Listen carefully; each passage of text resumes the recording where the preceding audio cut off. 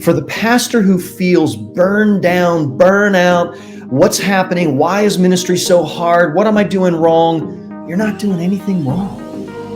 Ministry has built into it intrinsically dangers and uniquenesses that cannot be avoided.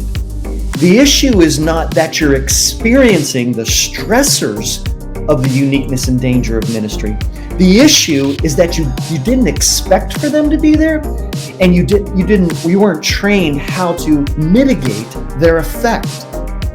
Counselors go through all kinds of training in what's called a cross-transferential review.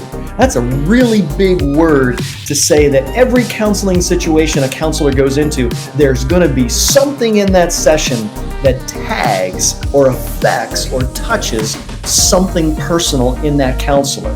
Well, that counselor needs to process that. And the reality is, every altar service, every meeting with a person, every board council meeting, every sermon, every worship service tags something personal in the minister.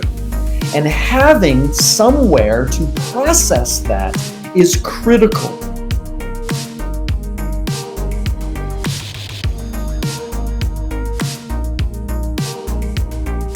Hey everybody, thank you for joining the Revitalized Church podcast.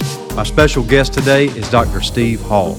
Dr. Hall is a specialist in soul care. He has a ministry called Ministry Oasis, where he and his wife help pastors and their spouses to get through the hard times and to make sure that their spirit is where it needs to be. We need to have our spirit healthy. We need to know that we're close with God. We need to know that there's not voids in our life where the devil can infiltrate and weaken us and work against us. And we've got to be whole as we serve God. And he comes as an interesting role. He's been a pastor. He's been a teacher. He's now the founder and director of Ministry Oasis. He's an avid surfer. He's got so many different stories of things that he does that he's a great person to talk to. I know you would enjoy getting to know him, and I'm looking forward to bringing his perspective to you. You know, our goal is to help us as pastors and leaders to be the best that we can. And my goal is to bring somebody to you that's got that distinct perspective, that sees things a little bit different than I might and that you might. And I believe Dr. Hall has got that perspective, and I'm looking forward for you to hearing that. So stay tuned. Let me know where you're watching from. Give us a comment. If you wouldn't mind, like and subscribe. That helps us get the word out to more people and gets us more attention. So thank you so much for all of our listeners and being a part. And with that, I go to Dr. Steve Hall. Hey, thank you so much, Steve, for joining us today. If you're joining in, I've got with me Dr. Steve Hall, who will be affectionately known as Steve from the rest of this. Man, Steve is a great guy. If you've ever talked to him, you know he's easy to talk to. He's a very likable person that he's always got a smile on his face. I've bumped into him several times at our last General Assembly. We just came back, and this guy's always got a great conversation to be had. He's a very interesting person, but he brings a very dynamic topic to us today, one that's very relative to something where a lot of us are going through. Before we get into that, Steve, if you wouldn't mind, take a second, just introduce yourself to everybody for those that don't know you. Tell them who you are, where you're at, and how you got to where you are. Thanks, Pastor Will. I'd love to meet that guy you just introduced. He sounds like a really neat person. I'd like to introduce him to my family. Yeah, I bet he even surfs too. I bet he does something cool like that. You know, that guy does. I'm sure he does. Yeah, exactly. I've been a Church of God pastor for 38 years in associate roles, youth roles, lead pastor roles on the Southeast to the West Coast to the Southeast to the Northeast. I've been all over. A short-term pastor, long-term pastor. I've pastored a church for 1 year, and I've pastored a church for 30 years. So, and everything in between. And at large churches, small churches. I finished up a 30-year pastorate a couple years ago before I moved to Florida, and the church was between 750 and 1,000. So I've also pastored a church in the last year when I helped my father-in-law out of a church of like 25, 30. So I know all dimensions of that. I've been a bivocational pastor, trivocational pastor for many, many years, and I'm primarily, my role now is teaching in the pastoral ministry department at Lee University. I'm the associate professor of pastoral ministry there. I've been there almost a year. August will make a year, and that's only a year since giving up the pastorate. I also executive direct the Paul L. Walker Center for Pentecostal Preaching, which is a relatively new assignment, and I'll be talking just a little bit about that once we get into the slides. My hobbies are surfing and grandkids. I have 3 grandkids. I'm not sure if I have kids. I just know I have 3 grandkids. That's really the focus. You bypassed that now. Yeah, I don't know about kids, but I got grandkids. That's really what consumes my thinking at the moment. I also executive direct the Thirst Initiative, which is a clean water initiative for Church of God World Missions. And we do deep, sustainable, clean water wells on Church of God property in Central America. And I've been doing that for 15 years now. We've really ramped it up in the last several years. And so that's one of my real pleasures in life. Right now, I get to do the things I love to do, which is teaching. I love that. I get to help educate preachers in soul health and preaching tactics. I love that. And in addition to that, I do missions. So those are my 3 great loves in my vocation. And then additional to that is, of course, surfing and grandkids. You've got to be one of the only people in Tennessee that surfing is your favorite hobby. Well, come to my office. I've got most of my surfboards, the ones I primarily use, up on my wall. And coming up here in October and December, I'll pull one of them down, go to Nicaragua, and then El Salvador in December. So, awesome. Yes. Awesome. Well, look, I brought you here to talk about something, like I said, it's a very relevant topic. It's the issues that pastors can face. We talk about church health. Our podcast is all about bringing churches back to life, bringing some revitalization into it, getting that fresh breath into a church that is struggling, that's gone through issues. But I think one thing we really don't talk about enough is the toll that takes on a pastor. And it doesn't even have to be a revitalized church. It can be any type of pastoral ministry, evangelistic, just somebody just serving God in general can be very tough. We look at the New Testament and Paul's always talking about his struggles and his trials and things that he went through. And that can take a physical, mental, spiritual toll on us. And you have a ministry called Ministry Oasis. And I think that's something that could really benefit a lot of people to hear about. So if you don't mind, tell us, what is Ministry Oasis? How did you develop that, and what do you do with that? Sure. MinistryOasis.com is a ministry that my wife and I curate. It's filled with free resources for ministers, and all of it relates and orients to the personal soul health of the minister. My background is my educational background. I've already talked about my vocational background. My educational background is a bachelor's in biblical education from Lee University, a master's in pastoral psychology from Loyola University in Maryland, and then a doctorate in spiritual formation from Ashland Theological Seminary in Ohio. And all of those things come together in my pastoral ministry and also my clinical counseling ministry. I clinically directed our counseling center at the church I was at in Maryland for 13 years. We had a thriving counseling center there for the community and our church. And out of that comes the understanding of what's generally referred to as compassion fatigue or secondary stress. Now, counselors, firefighters, policemen, first responders are all educated, doctors included, are educated in the dangers of secondary stress, proximal stress, or often what's called compassion fatigue. When you are in a helping profession, you are constantly inundated by draining engagements that are dangerous to the soul health of a person. Now, again, professionals like counselors, doctors, first responders get training in this, but ministers don't. Pastors don't get training in this. And actually, after a while of pastoring, the cumulative effect of just the intrinsic realities of ministry begin to take a toll on the minister. And that is a mental toll, an emotional toll, spiritual toll, relational toll, marital toll, family toll. And we're paying a lot of tolls. And we have a very different kind of engagement in the helping profession than do doctors and counselors. As a counselor, I would meet with someone for 50 minutes and then I would end it and they would leave.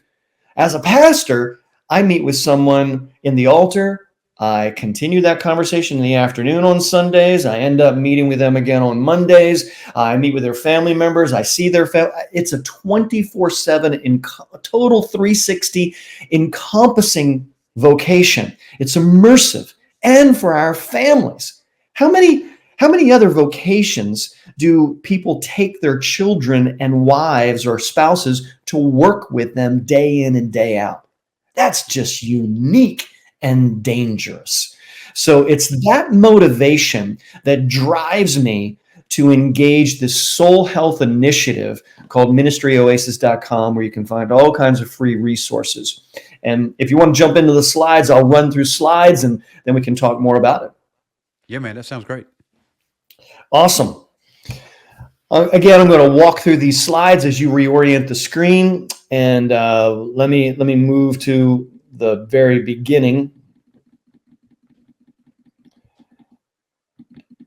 And we'll work here from the beginning. I want to talk a little bit about the Paul L. Walker Center for Pentecostal Preaching. That's the newest initiative from the Church of God and Lee University. It's all about focusing on mentoring and resourcing Pentecostal preachers. And this is the key to it all. The presupposition is that due to its embodied experience of Christian faith, the Pentecostal charismatic tradition has the most robust evangelistic potential in this postmodern culture. I don't know of a more robust tradition in preaching ministry than the Pentecostal charismatic tradition. We embody the felt power of the Holy Spirit, and that's exactly what the Gen Z and Gen Alpha generations are looking for: authentically lived, embodied spiritual tradition. And I believe there's no other Christian faith tradition right now than the Pentecostal charismatic tradition that needs to leverage our own experiential faith tradition, Christian faith tradition, through the pulpit. And then ultimately, I think that's going to be incredibly attractive to the postmodern culture. The mission of the PLW Center is to nurture Pentecostal preachers as the primary agency for Christian evangelism, again, in this postmodern culture.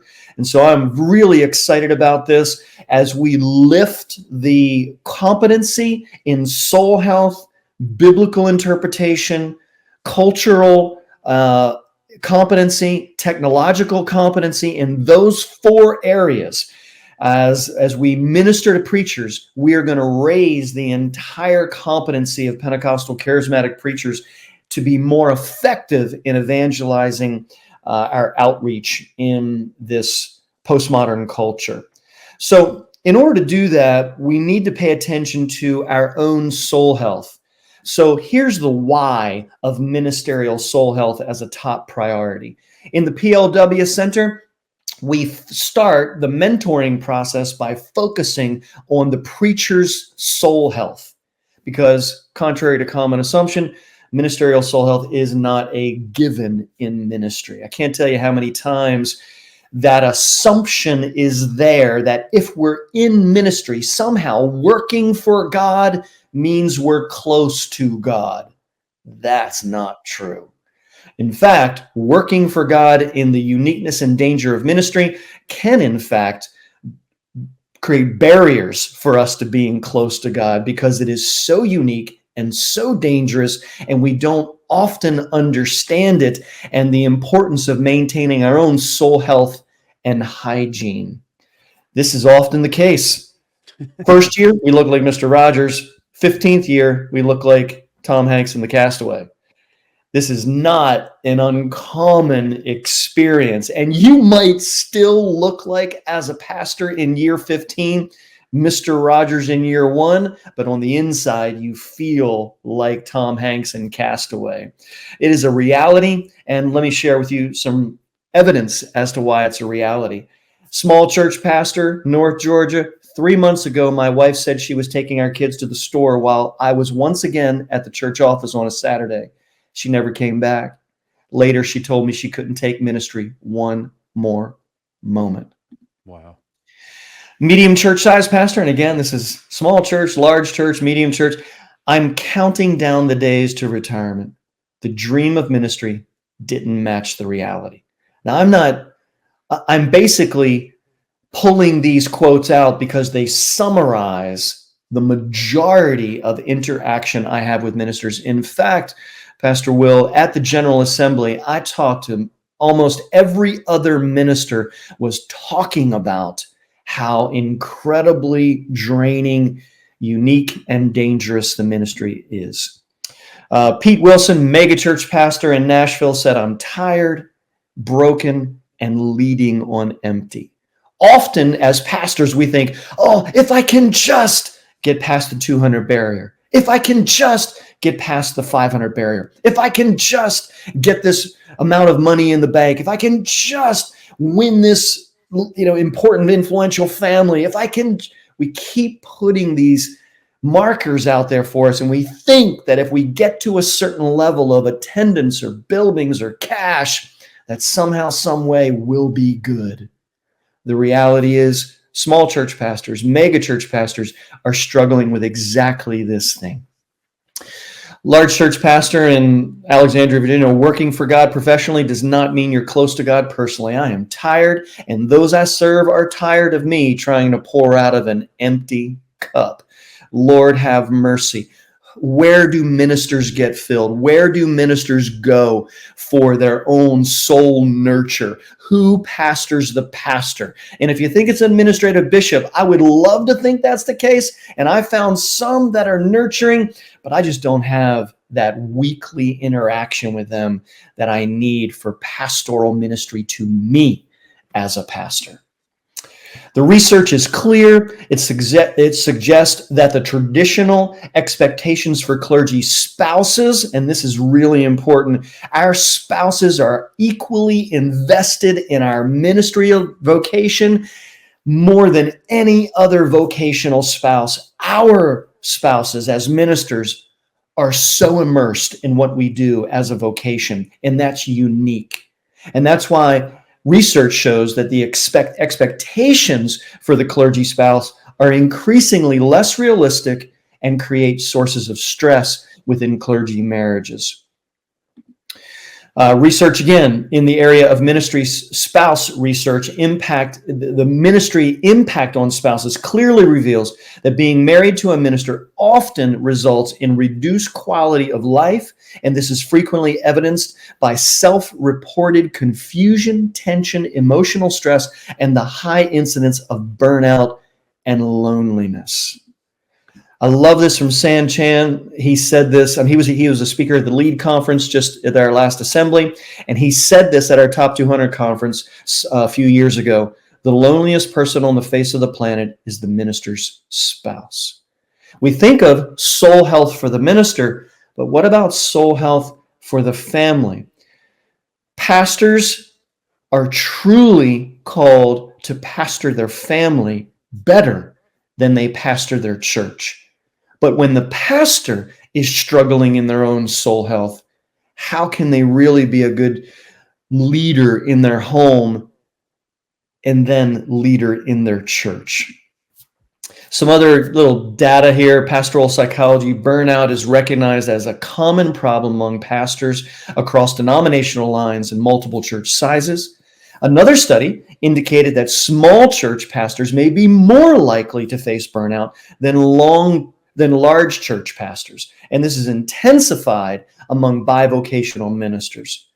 Duke Clergy Health Initiative found that physical and mental wellness of pastors is significantly less healthy than non-clergy peers.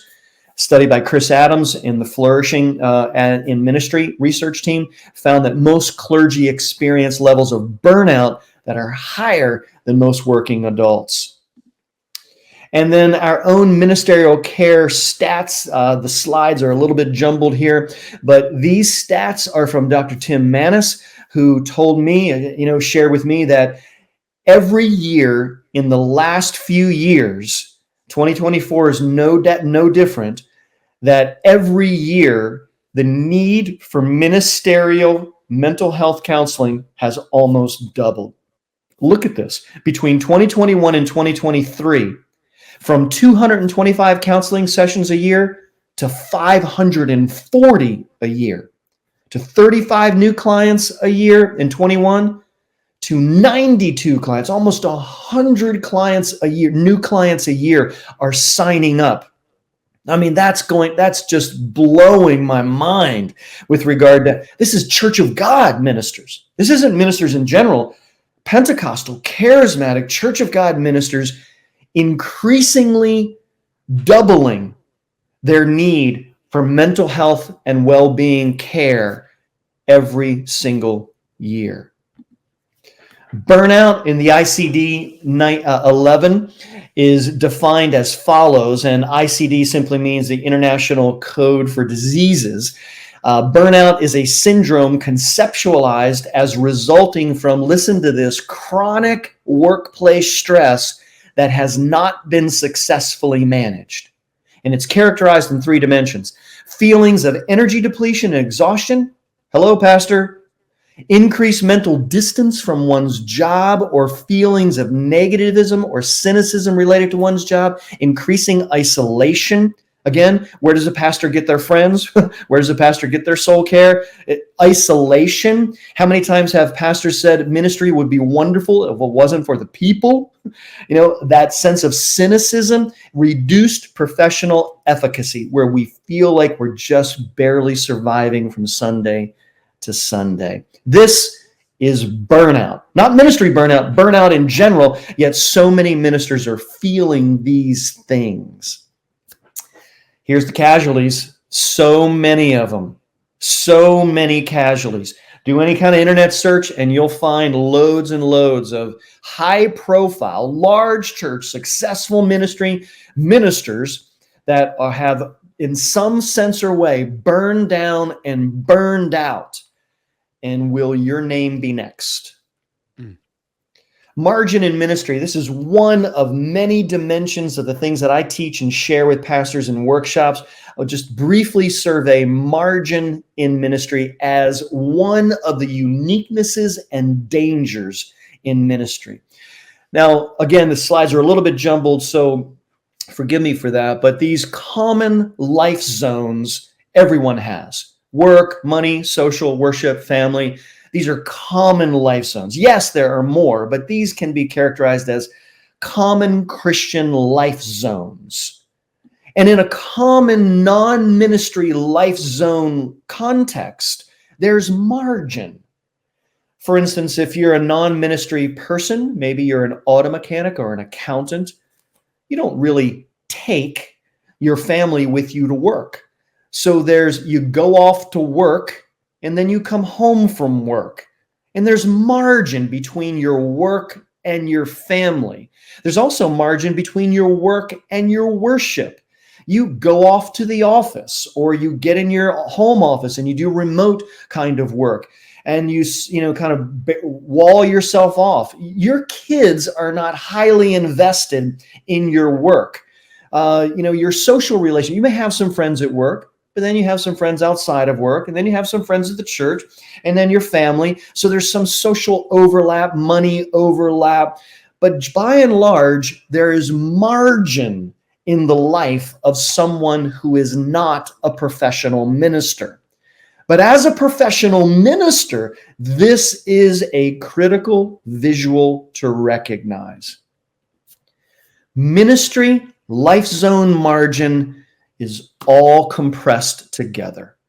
For instance, where does a minister and his family worship? A minister and his family worships where the minister works. Where does the minister, bivocational or full vocational, get their money from? Where they worship and where they work. Where does a ministry family, a ministry minister get their friends from? Where they worship and where they work and where they get their money. Who does a minister work for by and large? Who pays the minister?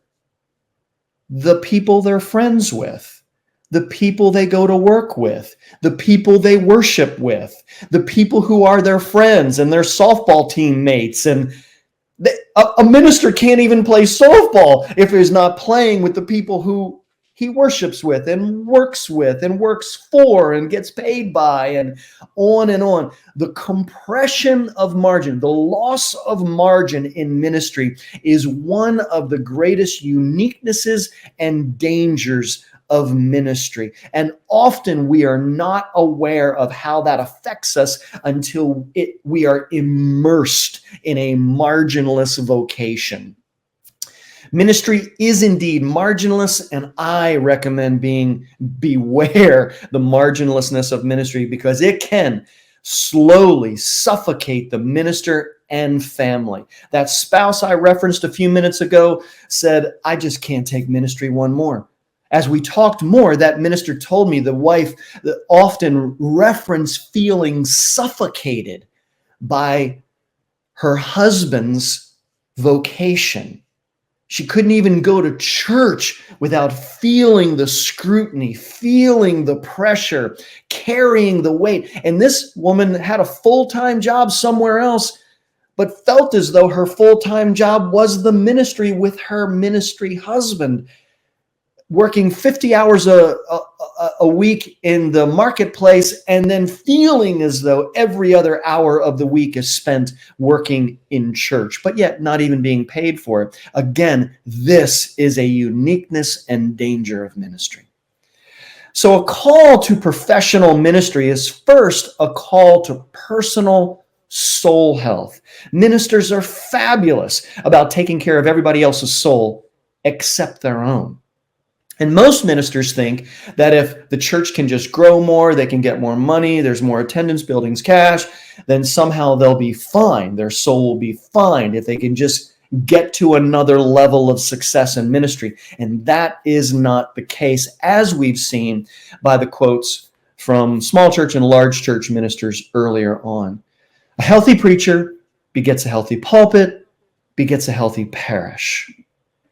So I want to talk about three things right here. First, how you live is how you lead. If you're not living in soul health, you can't lead in soul health. You can't effectively lead somewhere that you've never been.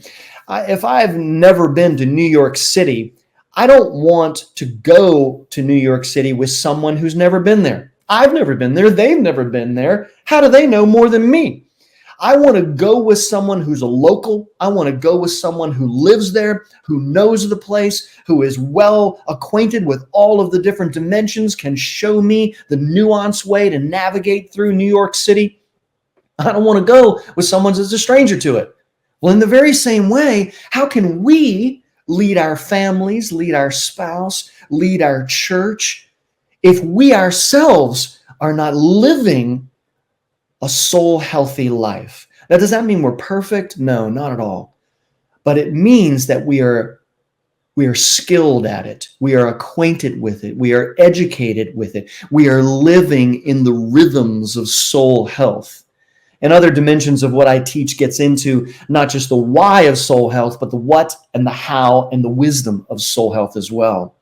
And soul health is not about trying harder. That's something that we struggle with as Pentecostals and charismatics. We need to white knuckle our sanctification. We need to grab on and hold on and grit our teeth and to work out our salvation. Working out our salvation is not a matter of trying harder, praying longer, holding on to the horns of the altar until we get the breakthrough. I get that. I'm all about that. But that's not really where it's at. Where it's at is in training better, not trying harder. We can't sweat our way into greater Christ-likeness, but we can steward our life in training. towards greater Christ-likeness. And therein lies the peace that passes all understanding.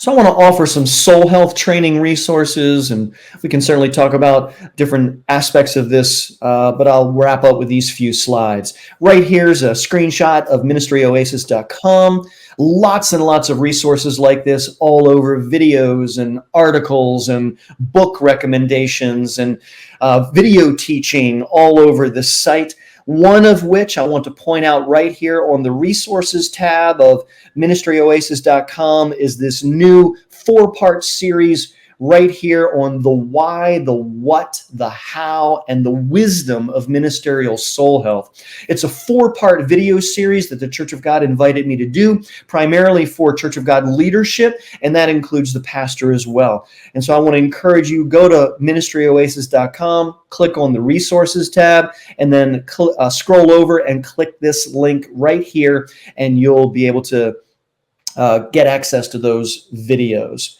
Also, these are some fabulous books. One from Dr. Sharon Jones, one of our own Church of God ministers in Delmarva region, out of her dissertation, produced this book on the rise and fall of pastors in the 21st century.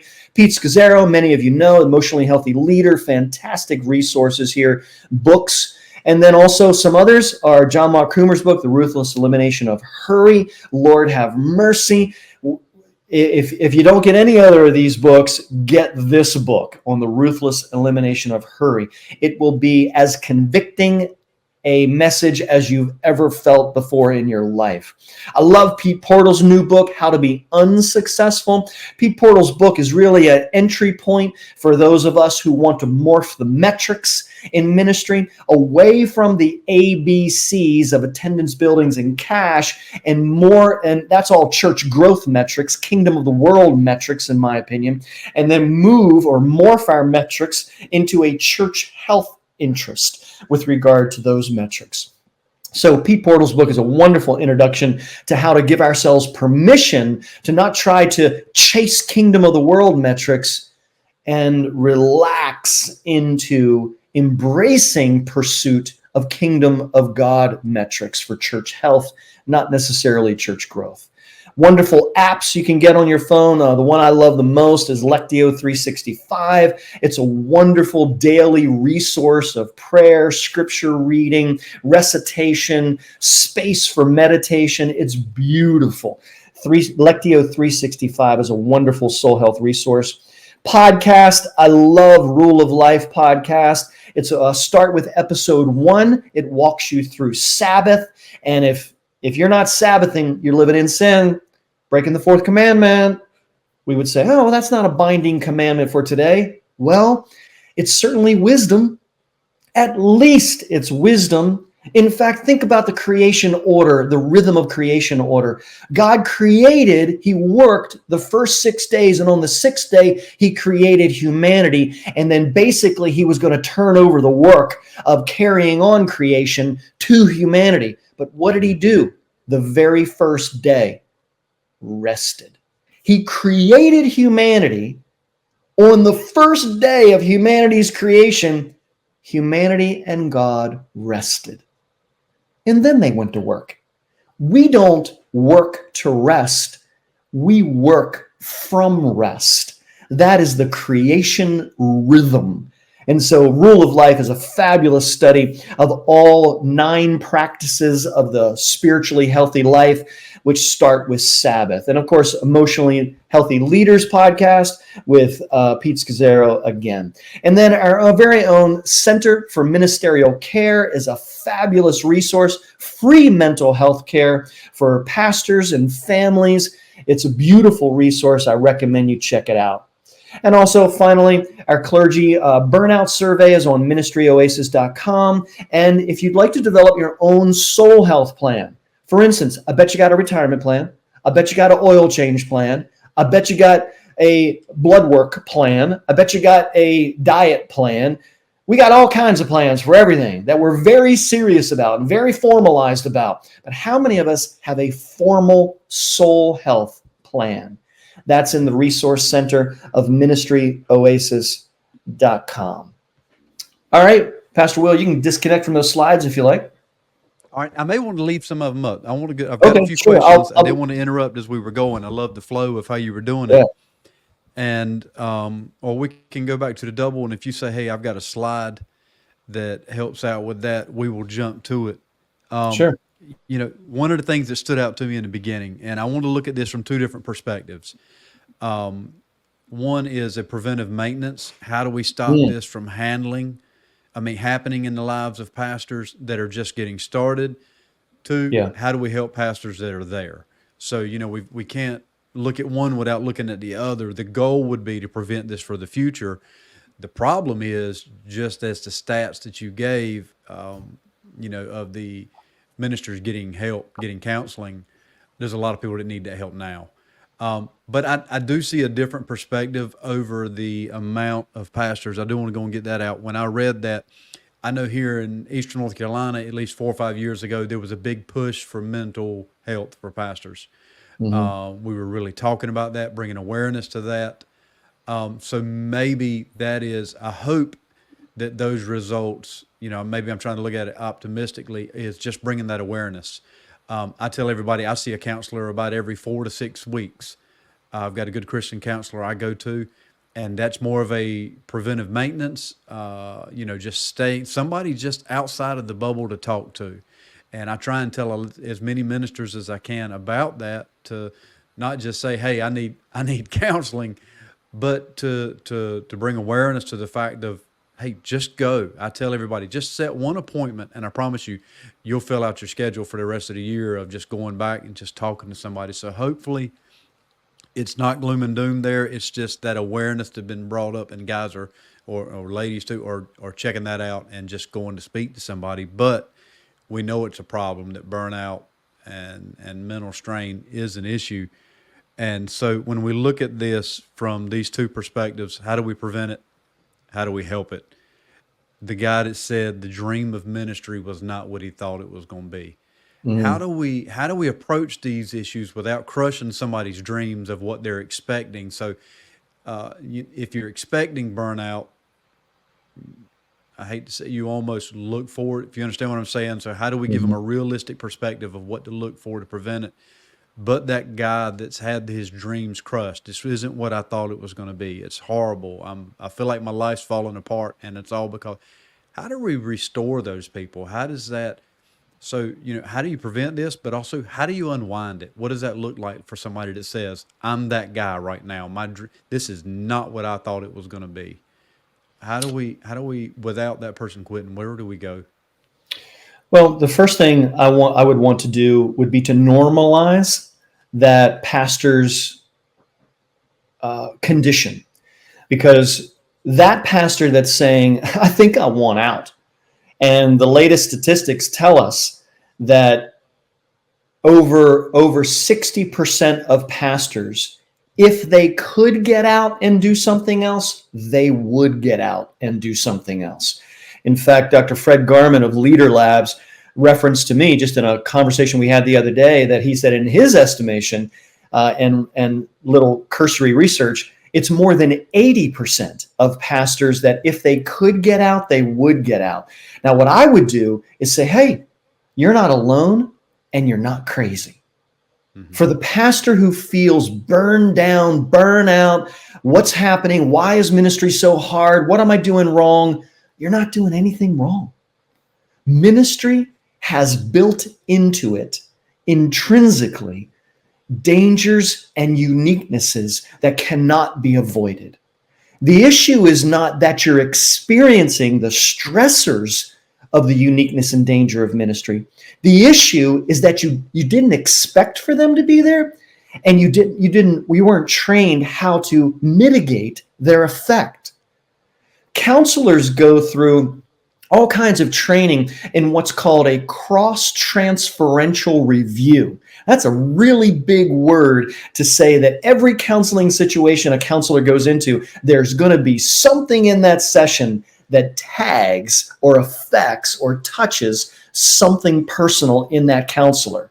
Well, that counselor needs to process that. And the reality is, every altar service, every meeting with a person, every board council meeting, every sermon, every worship service, tag something personal in the minister. And having somewhere to process that is critical. Now, you talked, Will, about having a counselor. Something that's unfamiliar to our tradition is having a spiritual director. That's actually a thing, to have a spiritual director. There's actually people that are certified through a educational formal process to help them become trained spiritual directors, particularly to help ministers process the uniquenesses and dangers of ministry. And if you're interested, again, people can reach out to me. I'm happy to help connect them. But the first thing, if you're where Will just described you might be, you're not alone. You're not crazy. You just need to immerse yourself in some soul health training. Not trying, training. And you can do that through ministryoasis.com. It's an easy access resource right there. Yeah, that's a great response. Thank you so much for doing that and having those resources, because I think there's a lot more people there. And I think that's why those numbers are so fluid, is guys don't want to admit it. I think, like you said, we see these numbers increasing, and that awareness of where we are. Plus, look at what we've been through in the past 4 or 5 years. Oh my goodness! They're still processing so many things of what we went through. You hear so many guys using the term PTSD now, just from COVID. Yeah. Just from those 2 years that we went through. Will, let me just jump in there right there. You said PTSD about COVID. No doubt that is real. Yes. However, some years before that, I wrote and published an article in the Engage Journal entitled PTSP, Post-Traumatic Stress Pastoring. And I, from my mental health background, paralleled many of the symptoms, clinical symptoms of PTSD to many of the articulated self-reported symptoms of ministers I was talking to, and how similar they are.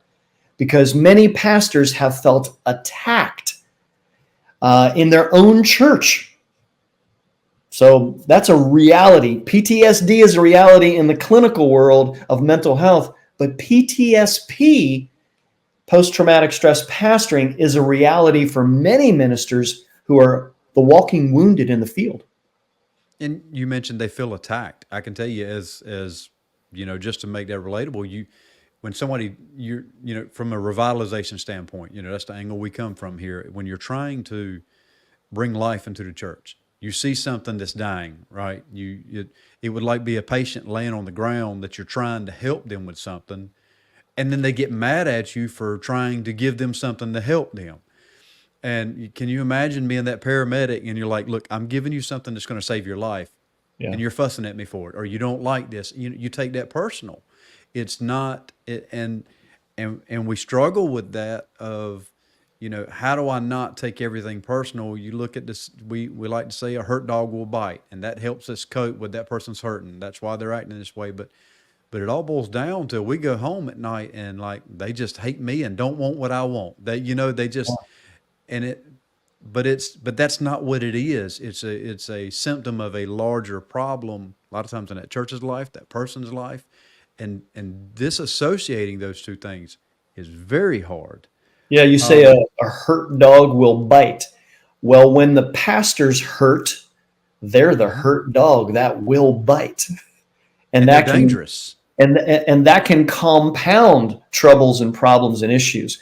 And so, like I said, Pastor, if you're feeling this, if you resonate with any of this, you're not alone and you're not crazy. Yeah. I want to deal with, you talked a lot earlier about the guys that are saying, if I can just.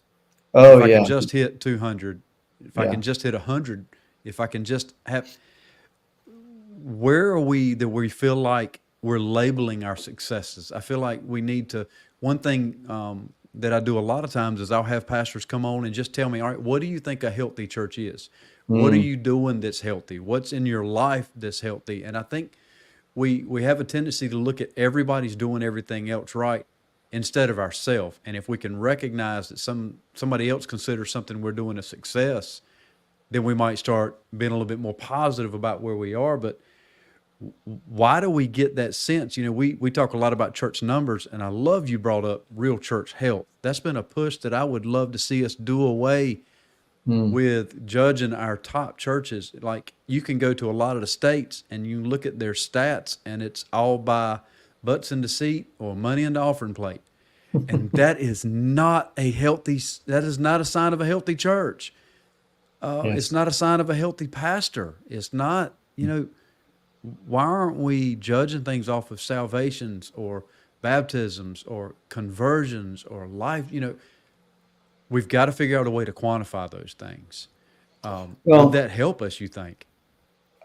Here's our issue. We live in the West, and the West is based on capitalism. Capitalism is energized by consumerism. And consumerism is all about being the biggest and the best. We are born into the water of consumerism. I had a person leave, and this is just an example. I had a person leave my church several years ago, and their statement to me was, I'm pastoring a church of 750 to 1,000 people, and you would think that's a pretty successful church. But they said to me, Pastor Steve, we're leaving. We're going down the road to this church because, we just really want to be a part of a winning team. And what they meant by that, of course, was that church over there is growing faster and is larger and getting more traction than our church, and I want to be a part of a winning team. That was basically them saying, Pastor Steve, you and your church are losers. Well, that's what we do. Think about this from a Church of God's perspective, and I've shared this with many other officials. We have got to, within our own context of the Church of God, morph our metrics away from kingdom of the world metrics and toward kingdom of God metrics. For instance, we have a top 200 conference. How do you get there? You get there by having enough attendance, enough cash, enough big buildings in order to measure up where you're invited to the top 200. Now, what that says to everybody else, you're not the top. Right. You're down the line somewhere. You're not as successful, as good. Now, I know we would never principally admit to that, but we're not quite sure how to measure. And I would advocate there is a whole host of opportunity to measure ourselves differently. And I believe that the Church of God is moving in that direction. I believe the Church of God is poised to embrace how to quantify church health rather than church growth. Not that church growth is irrelevant or unimportant. It has a place, but not a place of priority. Church health must be prioritized over church growth. And that's where I'm at. No, I appreciate that. I've done a lot of talks. I've had Carl Vaders on here recently, and that's his big push is, look, let's do away from numbers. Let's do away from all these things because it's driving us crazy. If we're going to be burdened, let's not be burdened when you walk in and see 10 people or 20 people, 30 or whatever. Be burdened for the souls to be won, to grow the kingdom of God. So I want to move on a little bit into margin. If you don't mind, give some practical or personal experience in that. What does that look like? Because they're like, from my experience, I'm a full-time pastor, full-time business owner, and a full-time student. Yeah. Finding that margin time is hard, and one of the things me and my wife like to do is we walk a mile together every night possible. But yet, we catch ourselves on our walk. We're out there. We live out in the country, listening to the tree frogs and everything singing, and we're talking about church problems when we're walking. Absolutely. And and we catch ourselves and we're like, wait a second, we got to talk about something else. And then ensues 5 minutes of total quiet where we realize you've got to be strategic in doing that. So what is that, if you don't mind personally, what does that look like? How do you do it? And what's some advice for somebody to find that margin? Sure. Again, I'm not pushing this, but I'm just saying on ministryoasis.com, there's a whole section on renewal zones, which is one way to build margin into your life. However, the best biblical way to build margin in your life is to actually stop breaking the fourth commandment. Okay. Sabbath. When you build or start building Sabbath into your life, it forces you to set boundaries. And once you embrace and relax into giving yourself permission to have Sabbath, and Sabbath is ceasing of all paid and unpaid work. And that involves talking about church problems, talking about money problems, all paid and unpaid work. Well, we know what paid work is. Paid work is going to the accounting office, or paid work is showing up at church and preaching. That's all paid work by and large. Unpaid work is cutting the grass, folding clothes, doing dishes, changing the oil in our car. We often take a day off, but we consume the day off with all our unpaid work, like paying bills or running errands, all that kind of stuff. So Sabbath is as Abraham Heschel said, a sanctuary in time. And Sabbath is God's way of creating space in our life and helping to train us in setting boundaries for our own soul health. Sundays are not Sabbaths for ministers. That is our heaviest work day. Mm-hmm. Sabbath is also, as Jesus said, created for you. You were not created for Sabbath, but Sabbath was created for you. Therefore, Sabbath is to be created or fashioned or curated in any way you want. Right now, my Sabbath is from Friday sundown to actually Sunday afternoon lunch. That's my Sabbath. Literally, I will walk up to a place in my house at sundown on Friday, light a candle. That's my Sabbath candle. Yeah, it's just my own personal thing. But at sundown on Friday, I disconnect, give myself permission to not concern myself with paid or unpaid work.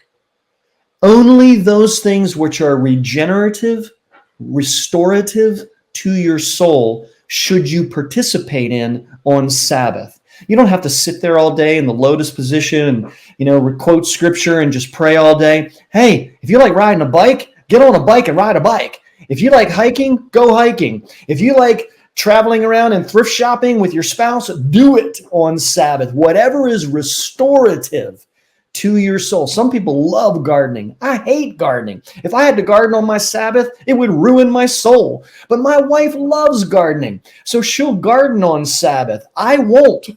I'll do something else on Sabbath. Sometimes I actually do household projects that are simple and easily successful. Like for me, I love molding projects, or I love little easily done household projects I'll engage in on my Sabbath. They are restorative to my soul. If you're a handyman during the week, don't do those projects on Sabbath. Never do, because that will be draining to you perhaps. Cooking might be restorative. It might not be. If it's not restorative, order your food in and prepare in advance. I've got a whole teaching about all this. I'm getting into it too much, but it's all on ministryoasis.com if you want to get into your Sabbath training. That's the best way to begin mitigating the marginlessness of ministry. And then imagine if your whole church is brought into this notion of Sabbathing. Then everybody's given everybody permission. And perhaps as a community, you Sabbath together, which means somebody's Sabbath is on Monday, somebody else's Sabbath is on Thursday, Saturday, Sunday. And perhaps there's someone in your church that works often and needs someone to help with daycare while they Sabbath. Well, not on your Sabbath, you can help another family by watching their kids so that couple can get some Sabbath time themselves. It's a way the community can help each other Sabbath and rest. And the whole health of the church rises just because we follow the created order that God gave us in Genesis 1 and 2. Yeah. I like what Craig Groeschel says. I listen to a lot of his podcasts, and he says it's Hmm. not that we're always working too much; it's that we're not resting good enough. He said your Yeah, rest time needs to be rest time. Like take advantage of it and be intentional with it. And if you'll rest like you're supposed to, you'll get more done those other 6 days of the week. You'll get more, but you have to. I have to be creative with mine. Ours yeah. starts at about 2 o'clock on Sunday afternoon. After church, Hmm. we go out to lunch, and when we come home, our family shuts down. Yeah, And from about 2 o'clock on Sunday till about 10 to 11 on Monday morning, that's my Sabbath. And then yeah, after about lunchtime on Monday, that's when I'll make work appointments, church appointments, those kind of things. So be creative, but you've got to have some downtime or you won't survive it. Moving on real quick so we can get it all in. You talked about our spouses. hmm, That is a hot topic for me because I see what my wife goes through. I see the yeah. strain that she has through. She has the least amount of voice. At least I have ways I'll meet with people, talk about things. She feels like she has to suffer in silence a lot of times. That's right. There's a book that says, how to plan a church without losing your soul. And it talks about how when people are upset with what the pastor's doing, they don't take it out on the pastor. They'll take it out on the pastor's wife. Hmm. And we've seen that firsthand. And so, I really appreciate you covering that. And I think that's something, it's like even us as a movement, I try not to make this just about the Church of God, but hey, that's who we both are. That's what we Yeah. do.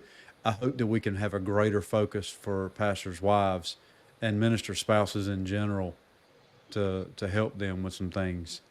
And I'm glad you've made that a priority because it needs to be. And anything else that you think that we need to cover? You mentioned about it's not trying harder. I like that. You can dig. You just basically digging yourself a deeper hole. Yeah, it's And really true. I mean, when if someone's never played baseball before and they step up to the batter's plate and are expected to hit a home run, that's just not going to happen. It doesn't matter how hard they try. That's just right, not going to happen. But if you train that person over a long period of time, they just might hit a home run. They will get increasingly better as they train. That's the truth with every single thing. Nobody can just try harder to learn math formulas for accounting. They just have to do it over and over and over again. And as they do it, they develop mental muscle memory. Well, Sabbathing, training in breath prayers, training in what I consider Lectio Divina or soul reading, all of these patterns and rhythms of prayer of awaken, prayer of examine. And again, all this is on ministryoasis.com. But I mean, all of this rhythm of training, we often are event oriented people. We say, well, we'll be fine if we just get to church and have a great service. The problem is that we don't have patterns of training. And I'm talking about far beyond a little devotional each morning, reading our daily bread or listening to YouVersion on the way to work. I'm talking about rhythmic, deep, soul transforming exercises like fasting, like silence, like Sabbath, that are practices that have to be built into our life over time. And as they are, then we naturally begin to develop the Christ likeness that comes from them. You don't practice these spiritual disciplines to please God. You practice them to promote soul health, just like eating good or exercising or taking your medicine regularly or investing. Compound interest economically is also a principle that relates to our soul. Over a long period of time, we consistently invest in spiritual disciplines, and then eventually our souls become very wealthy and rich. And we're naturally living the kind of life that Jesus would live if Jesus were us. That doesn't come from trying, it comes from training. and look, from a baseball player, when you mentioned that you hit something on me as you were going through this. You said it's no different than eating well, exercising, and it was one more, um, taking your medicine like you're supposed to. We don't do those good. in them jobs. That's true. Yeah, But so no, but that's where training takes discipline. it It might does. not. And how It may. many of us preachers will train by going to the golf range and hitting golf balls? Right. We'll spend all kinds of time doing that kind of thing, but not much in spiritual disciplines. Yeah. And so that's why it's personal to me, man. I've been on this journey. A lot of Yeah, I've talked about it on my podcast about some of the health issues I started having some heart issues with yeah, stress, and that's when my counselor said, "Hey, man, you got to start turning some things loose. You've got too much on mhm, your plate, and you're taking some of this too serious." And with that, I started examining how I've eaten, yeah, how am I exercising? Am I doing these things? And it's a constant daily reminder of what are you doing have you got up and studied the word this morning? Have you spent that time? mhm. When you were talking about those disciplines, a lot of those things to me fall under one that we never talk about: meditation. That's It's good. not just prayer, it's the prayer and meditation, but meditation now we think is some weird taboo thing that somebody's Yeah, doing, like you said, sitting in the corner with their legs crossed saying Om. But yeah, no, man, it's just shutting your mind down and focusing on one thing and letting yes, God speak to you. yes. I love that. So these aren't taboo. This is necessary, and so thank you Mm, for bringing this to light. Thank you for making it a priority. I think this is something that can really help a lot of people if they would take we take some discipline and make themselves do it. It's hard to Sabbath. That's a struggle to put your phone down, silence everything, and that is probably my biggest struggle yeah. is turning the world off. And we are teaching at Lee University now these very things. All of these things we're talking about today are Hmm. in the curriculum of training ministers in this 21st century. We did not have this stuff years ago, but we have it now. Awesome. That I love that, investing in the future and making sure, because there's a whole lot of guys say nobody told me this, nobody taught me this, That's but right. to know that we are now proud of Lee, proud of that association and what they're doing, and because that's training up our next future, man. I love it. Thank you Mm-hmm. for your investment in what the school's doing. So, I've enjoyed this time. I love ending with just taking just a minute. You've already said a lot. Just sum that up and speaking to a pastor's life, whether it's one that's newly starting out, maybe it's one that's facing burnout, whatever the Lord lays on your heart. Just take a minute or so and speak to them and what the Lord would have you want them to know in this season of what you're passionate about, and then we'll close with that. Sure. Pastor, I just want to speak to you right now. I want to speak to your heart and let you know that right now you are participating in the most noble profession that there is. There is no greater, more noble profession than ministry. Think about this. David Livingstone said this about ministry. If a commission by an earthly king is considered an honor, a commission by a heavenly king must be considered a far greater honor. Oh my goodness. It's amazing that we have the privilege of participating in the most important vocation on the face of the planet, that of ministry. You are unique in your vocation. You are called out of all common vocations to the high and noble pursuit of ministry. Now, because it is the most important vocation on the face of the planet, a commission by the King of Kings and the Lord of Lords to do direct work that is eternal in nature and result, you can expect it to be the most unique and dangerous vocation on the planet. So, all of what you're experiencing right now, the stresses, the difficulties, the struggles, are all intrinsic, natural difficulties within the context of ministry. You're not alone. You're not crazy. However, it takes dedication to your own soul health in order for you to be the healthy professional minister you were called to be. It's not going to come naturally. You're going to have to fight against your sinful nature, but you do that not by trying, but but by training. And as you train more effectively in the rhythms and exercises and practices of soul health and hygiene, you will find the nobility of ministry it produces far more rewarding results than you may be experiencing right now. I love you, Pastor. I love you, Minister. God bless you. Amen. Thank you so much for sharing that. Thank you for all that you and your wife do. I do encourage everybody to check out ministryoasis.com. A lot there. Feel free to reach out to Steve.